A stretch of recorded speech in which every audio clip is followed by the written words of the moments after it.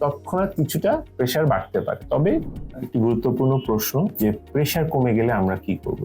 এই কোশ্চেনটা খোঁজার আগে আমাদের জানতে হবে কয়েকটা জিনিস। নাম্বার 1, আমি কি রেগুলার প্রেশারের ওষুধ খাই কিনা, অর্থাৎ আমার উচ্চ রক্তচাপ জনিত সমস্যা আছে, তার জন্য আমি প্রেশার ওষুধ খাচ্ছি কিনা, এক।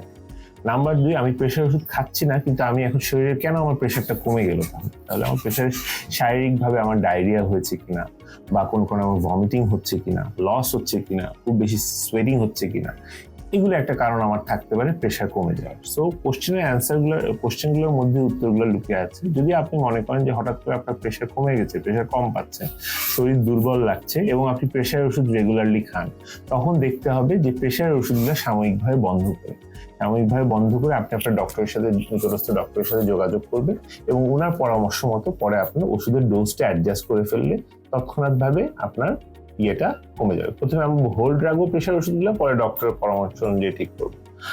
আর যদি আমার হঠাৎ করে ডায়রিয়া হয় বা ভমিটিং হয়, তাহলে ওইটা সিভিয়ারিটি অনুযায়ী আমার চিকিৎসা নিতে হবে। ইনিশিয়ালি যে কোনো ভাবে প্রেশার কমে গেলে আমরা খাবার স্যালাইন খেতে পারি, সেটার কারণে আমাদের প্রেশার বাড়তে পারে। ডিম খেতে পারি, সিদ্ধ ডিম, সেটা খেলে আমার প্রেশার বাড়তে পারে। অথবা লবণ গুঁড়া মিশিয়ে খেতে পারি, সোডিয়াম করে ট্যাবলেট পাওয়া যায় বাজারে, সেটা খেলে আমার তৎক্ষণাৎ কিছুটা প্রেশার বাড়তে পারে। তবে দেখা যাবে যদি অনেক সময় অনেক বেশি, এখন তো গ্যাস্ট্রোএন্টারাইটিস কোনো কারণে যদি খুব বেশি পাতলা পায়খানা হয়ে যায়, তখন হয়তো বা শিরাপথে ফ্লুইড দেওয়া লাগতে পারে প্রেশার বাড়ানোর জন্য। প্রেশার বাড়ানোটা কিন্তু কমে যাওয়াটা কিন্তু একটা সিগনিফিকেন্ট সমস্যা এই সকল ক্ষেত্রে। যদি হঠাৎ করে আমার বডি ফ্লুইডস কমে যায়, ডায়রিয়া হয়, সুতরাং এই ক্ষেত্রে আমার সবসময় খেয়াল রাখতে হবে যে কি কারণে আমার প্রেশারটা কমতেছে।